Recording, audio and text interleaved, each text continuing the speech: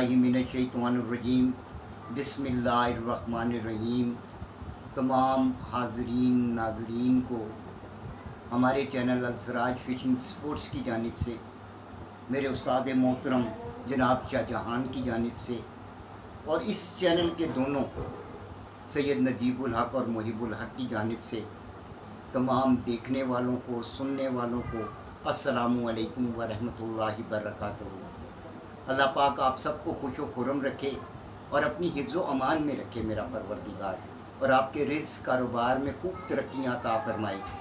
हम इससे पहले 9 एपिसोड कर चुके हुए हैं। उन 9 एपिसोड्स में हमने आपको बहुत सारी बूटियों के मुतालिक इन्फो दी है, और उसमें एक चीज़ की बड़ी वजाहत की है कि ये वो बूटियाँ हैं जिनका खालिसन ताल्लुक़ सिर्फ़ इस खेल के साथ है। अब हकीमों के यहाँ इसके क्या मामला तो उससे हमारा कोई लेना देना नहीं है, वो क्योंकि हिकमत के मामले, हम हकीम तो हैं नहीं, हम ना ही स्कॉलर हैं, ना ही अदीब हैं, ना ही कोई और मामलात हैं हमारे। हम तो सिर्फ़ अपने खेल के हवाले से कि ये जो एक शिकार जिसको आप एंगलिंग कहते हैं, इसमें हर्ब्स यानी कि ये जो जड़ी बूटियाँ हैं इनका ताल्लुक़ क्या है, हमने उस चीज़ को वाज़े किया है कि इनका ताल्लुक़ क्या है। और फिर हमने उसके अंदर 2 डेफिनेशंस निकाली। एक डेफिनेशन जो सी है वो इंग्लिश में, मैं थोड़ा सा पहले इसको ब्रीफ कर लूँ फिर उसको उर्दू में तर्जुमा करूँगा। एपेटाइटर और अट्रैक्टर, ये 2 बुनियादी चीज़ें हैं, यानी कि मुतवज्जा करने वाली और भूख लगाने वाली, ये 2 बूटियाँ, और इनकी बुनियाद के ऊपर ये जो सारा सिलसिला है वो खड़ा हुआ है। क्योंकि इस स्पीसी का जिसका हम शिकार खेलते हैं, जिसको हम मछली कहते हैं, इसकी हैबिट्स और इंसान की आदाब और फितरात ये एक जैसी हैं तकरीबन। और जो चीज़ इंसान खाना ज़्यादा पसंद करता है, सेम इसी तरह मछली भी वही चीज़ खाना ज़्यादा पसंद करती है। सो ये बेस करती है इन चीज़ों के ऊपर, और इन चीज़ों पे जब बेस करती है तो उसका तयन हमने कैसे करना है, यानी जब हमने चारा बनाना है या चारे का हम तयन करने जा रहे हैं, यही चीज़ हम समझा रहे हैं। ये क्यों समझा रहे हैं ये भी बताता जाऊँ। मौजूदा दौर में ये जो मॉडर्न दौर आया है, इसमें एक फरावानी है आपको मीडिया की। इस मीडिया की वजह से जो एंगलर्स के अंदर न्यू जनरेशन इंडेक्ट हुई है, वो तरबियत याफ्ता नहीं है। वो सिर्फ इस यूट्यूब से बहुत सारी चीज़ें देख के शिकार की फील्ड में आई और ख़ुद को उसने अपने आप को मनवाने की कोशिश की है, लेकिन कई जगहों पर वो नाकाम है। उसकी वजह क्या, और फिर वो मामलात को भी ख़राब कर जाते हैं कई दफ़ा। हमारा यहाँ पर इस बैठना और फिर इन मामलात को डिस्कस करना, उसका मतलब सिर्फ इतना सा है। पहली चीज़, एक तो बड़े गौर से समझ लें इसको कि बग़ैर उस्ताद के आप नामुकम्मल हैं, क्योंकि उस्ताद के बग़ैर आपको कतन समझ में नहीं आएगी कि ये क्या मामलात हैं क्या नहीं है। लिहाजा अपने लिए मार्केट में अच्छा उस्ताद ढूंढें और अच्छे उस्ताद की सोबत में बैठें जिसको इसकी नॉलेज है और जिसको इसका पता है, ताकि वो आपको ब्रीफ कर सके और आपको आगे चला सके। लेकिन उससे पहले हम आपकी एक तरबियत कर रहे हैं। जिस तरह बच्चे को नर्सरी में दाखिल करते हैं या मॉन्टेसरी में दाखिल करते हैं, तो वहाँ सिखाते क्या हैं, उठना बैठना, अदब व अदाब, और फिर उसके साथ साथ लफ्ज़ों की पहचान। यही काम हम कर रहे हैं। और जब आप यहाँ से ट्रेंड होंगे, उसके बाद आप चले जाएंगे अपने उस्तादज़ा के पास। जब आप उस्तादज़ा के पास जाएंगे तो आपकी नॉलेज बढ़ी हुई होगी। आपकी जब नॉलेज बढ़ी हुई होगी तो उस्ताद को आपको समझाने में भी आसानी होगी और उन मामलात को ले जाने में भी आसानी होगी। हम उसके ऊपर सारा एम्फसाइज़ करके ये मामलात कर रहे हैं। मैं अब ज़्यादा गुफ्तगू नहीं करूँगा क्योंकि मेरे उस्ताद मोहतरम यहाँ तशरीफ़ फरमा हैं, और मैंने इनको रिक्वेस्ट की है कि आपकी बड़ी ज़रूरत है, और बहुत सारे लोगों के मेरे पास रिक्वेस्ट भी आई है कि उस्ताद जी को बिठा के उनसे बाकी इन्फो जो उनसी है वो भी हम तक पहुँचाएँ। तो मैंने उस्ताद जी को दोबारा रिक्वेस्ट की, और मैं गाए बगाए इन्हें रिक्वेस्ट करता रहूँगा, और इंशाल्लाह वो इस चैनल के ऊपर आपके सामने आते रहेंगे और आपसे अपनी मालूमात, अपने मामलात, अपने तजर्बात, अपना सिस्टम वो आपके साथ ज़रूर शेयर करेंगे। लिहाजा मैं अपनी गुफ्तगू मुख्तसर करते हुए जनाब उस्ताद मोहतरम शाहजहान साहब। नहमदुहु व नसल्ली अला रसूलिल करीम, अम्मा बाद, औज़ु बिल्लाहि मिनश शैतानिर रजीम, बिस्मिल्लाहिर रहमानिर रहीम। तमाम अज़ीज़ दोस्तों, बुज़ुर्गों, जवानों को मेरी तरफ से अस्सलामु अलैकुम। लास्ट एपिसोड में आप लोगों को स्पॉट के मुतालिक बताया गया था कि स्पॉट की सिलेक्शन कैसे करनी है, चारा कैसे लगाना है, मछली जब आ जाए तो उसको कैसे पकड़ना है। آج بے شمار آل آف دا کنٹری سے کئی دنوں سے مجھے لوگ یہ ریکویسٹ کر رہے ہیں کہ آپ دریا، نہر، ڈیم، یہ 3 ڈپارٹمنٹ ہیں، ان کے متعلق بتائیں کہ دریا پہ کیسے شکار کھیلنا ہے، نہروں پہ کیسے کھیلنا ہے، اور ڈیمز پہ کیسے کھیلنا ہے۔ تو چونکہ زیادہ لوگوں کی خواہش ہے کہ بے شمار ہمارے ایسے دوست ہیں کہ جو دریا کے شکار سے نابلد ہیں، تو آج پھر سوچا یہ گیا کہ پہلے دریا سے، ریور سائڈ کا جو شکار ہے اس سے شروع کرتے ہیں۔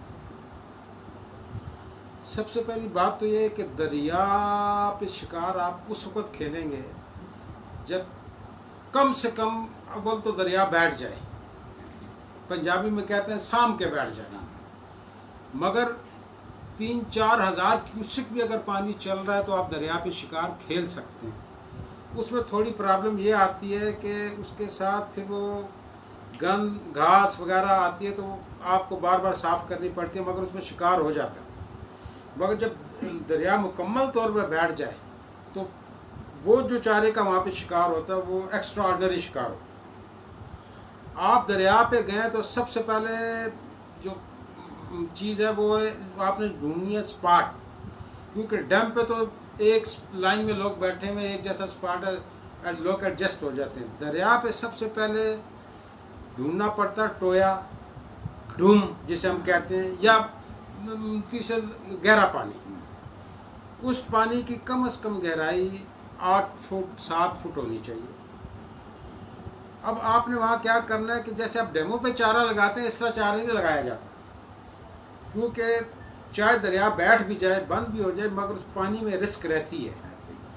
جو ہمارے پنجاب سائڈ کے لوگ ہیں یہ استعمال کرتے ہیں بہت بڑا ویٹ اور اس پہ بہت بڑا ہیوی قسم کا چارہ اور 40-45 پاؤنڈ کی ڈو، پھر انہوں نے رکھے ہوتے ہیں جی کھدے، وہ پھر وہ گھماتے ہیں ہاتھ میں، چمڑے کی انگلی چڑھا کے اس کو، کسی نے 60 ہاتھ ناپا ہوتا ہے، کسی نے 80 ہاتھ، وہ اس طرح شکار کھیلتے ہیں۔ مگر چونکہ آپ لوگ جینٹل مین ہیں، آپ ایسا شکار، آپ کے پاس راڈز ہیں، تو راڈز کو کھیلنے والے بندے شکار نہیں کھیل سکتے۔ اس کا طریقہ کار یہ ہے کہ آپ نے اگر وہ ٹویا، سب سے پہلے تو آپشن یہ ہے کہ آپ نے ٹویا سلیکٹ کرنا ہے، ڈوم سلیکٹ کرنی ہے، یہ 2 لفظ استعمال کر رہا ہوں، یہی زیادہ استعمال ہوتا ہے۔ بالکل ایسے سب سے پہلے آپ نے ٹویا سلیکٹ کرنا ہے، اس کے بعد چھوٹے چھوٹے پتھر لینے ہیں آپ نے، ان پتھروں کو آپ نے پانی سے دھونا ہے تاکہ ان کی مٹی وغیرہ اتر جائے۔ اس کی ریزن یہ ہے کہ آپ ان بٹوں پہ جب چرئی چڑھائیں گے تو اگر آپ نے ان کو نہ دھویا تو وہ اتر جائے گی۔ اس کے بعد آپ ان پہ چارہ چڑھائیں، جیسے گولے بناتے ہیں آپ چرئی کے ویسے۔ اس کے بعد آپ نے اس جگہ پہ جو آپ نے سلیکشن کی ہوئی جگہ، وہاں پہ وہ چارہ لگا دینا ایک ہی جگہ پہ۔ اب لگانا کس طرح کہ آپ نے اسٹریٹ کھیل رہے تو تھوڑا سا رائٹ ہینڈ چارہ لگائیں، اس کی وجہ کہ پانی میں رسک ہوتی ہے تو وہ تھوڑا سا چارہ چل کے رک جائے گا آپ کے سامنے آ کے۔ اس کے بعد آپ اپنے راڈ نکالیں، ان راڈز پہ کوشش کریں کہ موٹے ویٹ لگائیں، اتنے بھی موٹے نہ لگائیں کہ آپ پھینکیں تو ٹوٹ جائے، مناسب ان پہ ویٹ چارہ لگائیں۔ اب کرنا کیا جی، آپ نے جہاں آپ نے چارہ لگایا ہے، سپوز آپ 6 راڈ لگا رہے ہیں، 2 راڈ آپ ذرا دور پھینک دیں، چارے سے تھوڑا سا آگے، چونکہ آپ کو معلوم نہیں کہ نیچے کیسا سپاٹ ہے، تو یہ چیکنگ کے لیے چارہ لگائیں کیچوا، اور کوشش کریں کہ دریا پہ کیچوے سے کھیلیں۔ آٹا اور میٹھا کیمیکل ہرگز نہ لگائیں، اس کی بیسک وجہ ہے کہ پانی میں وہ کچھو ہوتے ہیں، کروکوڈائل، جل پاتریں، اور وہ میٹھے کے اور آٹے پہ فوراً اٹریکٹ ہوتے ہیں۔ تو آپ کوشش کریں کہ ویٹ چارہ اچھا موٹا اس پہ اپنے ویٹ پہ، اور کیچوا۔ اب آپ نے جہاں پہ چارہ لگایا وہاں اس سے آگے تھوڑا سا 2 راڈ پھینکیں، اس کے بعد 2 راڈ کوشش کریں کہ چارے پہ، اور 2 راڈ ذرا پیچھے۔ اب آپ کے 3 سٹیپ بن گئے ہیں۔ اب جب مچھلی چلے گی تو چونکہ دریا میں پانی چلتا رہتا ہے تو کوئی آپ کو نہیں پتہ بھی آپ کا چارہ کہاں رکا جا کے۔ جب مچھلی آئے گی آپ کے چارے پہ تو جس راڈ پہ جو آپ نے لانگ کاسٹ کی اس پہ لگ گیا، یا نزدیک پہ لگ گیا، یا چارے والے پہ لگ گیا، تو آپ کی سلیکشن ہو چکی کہ بھائی مچھلی اس پارٹ پہ موجود ہے، دور ہے، میڈیم میں ہے، بٹوین ہے کہ نزدیک ہے۔ اس کے بعد پھر آپ سارے راڈ تقریباً اسی ہی رینج میں پھینکنا شروع کر دیں۔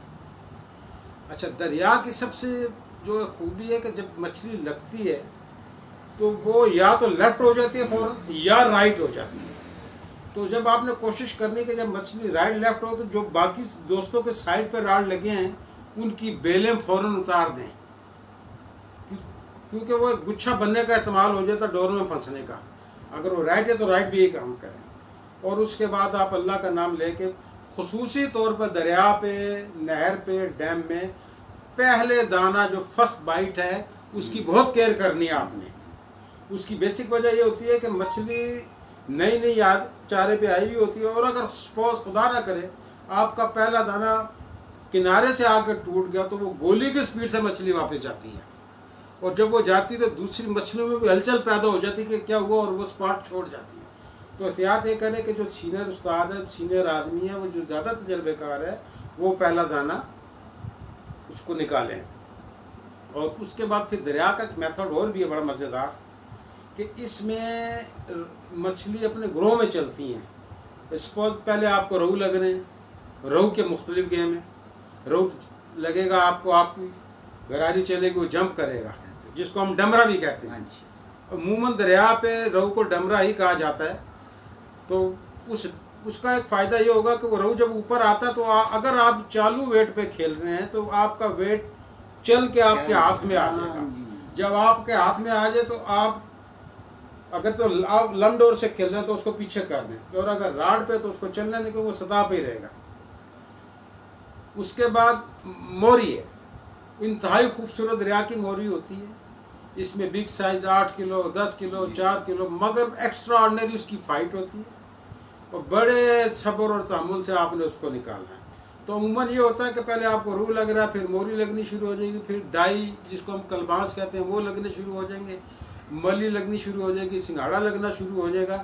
تو جب دریا کی گیم وہ سب سے زیادہ انٹرسٹڈ گیم ہے کہ اس میں تقریباً ہر قسم کی مچھلی آپ کو لگے گی، اور ہر سائز کی، اور میں بھی 20 کلو، من 30 کلو، بڑے پانی میں بڑا چانس۔ تو امید ہے کہ اس دریا کے شکار کو آپ سمجھ گئے ہوں گے۔ اور سب سے بڑی بات ہے دریا کے شکار میں کہ آپ نے اس پہ کبھی یہ فوکس نہیں کرنا کہ اب چال نہیں ہو رہی تو آپ بیٹھ گئے، نہیں۔ اگر آپ سپوز تھک چکے ہیں، سو ٹائرڈ، آپ نے 8 راڈ لگائے ہیں، 4 کو لگائیں، آپ تازہ رکھیں، کیونکہ دریا پہ مچھلی کی آمد کا کوئی ٹائم نہیں۔ صبح ہو سکتی ہے، دوپہر ہو سکتی ہے، شام ہو سکتی ہے، رات ہو سکتی ہے، مگر جب مچھلی کی ارائیول ہوگی تو پھر آپ کے لیے اس کو سنبھالنا بڑا مشکل ہو جائے گا۔ تو امید ہے کہ آج دریا کی جو ایپیسوڈ ہے وہ آپ سمجھ ہوں گے۔ اب میرا اس سے ایک اور بھی نقطہ یہ نکلتا ہے کہ کافی لوگ یہ کہتے ہیں کہ نیٹ استاد ہے۔ بھائی نیٹ آپ کو صرف تھیوری بتاتا ہے، پریکٹیکلی آپ اسی وقت سیکھیں گے جب کسی استاد کے ساتھ جائیں گے، کسی استاد کے ساتھ بیٹھیں گے، وہاں پہ آپ کو کبھی چال دریا کی چال کیسی ہوتی ہے، موری کی چال کیسی ہے، روہو کی چال کیسی ہے۔ اور ایک اور بات یہ ہے کہ ہر علاقے کے مختلف بائٹس ہیں۔ اب منڈی باؤدین آپ چلے جائیں تو وہاں یہ روٹی کے ٹکڑوں پہ مچھلی لگتی ہے، اسی طرح کیچوا ہے، کہیں پہ آٹا ہے، کہیں پہ جوکے ہیں، کہیں پہ کیا، مختلف قسم کے بیٹس ہیں۔ تو آپ لوگ نیٹ کو ضرور چیک کریں، اس سے آپ کی معلومات میں اضافہ ہوگا۔ مگر ہمارے ہاں جو مچھلی کا بیہیویئر ہے وہ یورپ سے، دوسرے کنٹری سے بالکل ڈیفرنٹ ہے۔ تو اس لیے کسی بھی اچھے استاد کو آپ پکڑیں۔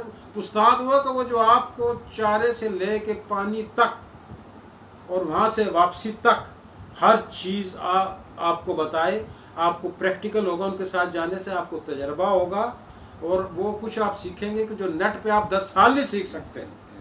کسی کامل بڑے استاد کے ساتھ جائیں گے تو آپ 2-3 ٹور میں کافی کچھ ان سے سیکھ سکتے ہیں کہ راڈ کس سمت پہ پھینکنا ہے، کیسے پھینکنا ہے، کون سا پودا لگانا ہے، کون سا کانٹا یوز کرنا ہے، کون سا چارہ استعمال کرنا ہے۔ یہ ایک بہت وسیع رینج ہے۔ یہ آپ اس کو نہ سمجھے کہ نیٹ پہ ہم نے دیکھا تو بس ہم استاد بن گئے، نو نو نو نو نو۔ یہ وہ لامتناہی سلسلہ ہے کہ جو ہم آج تک نہیں پورا کر سکے۔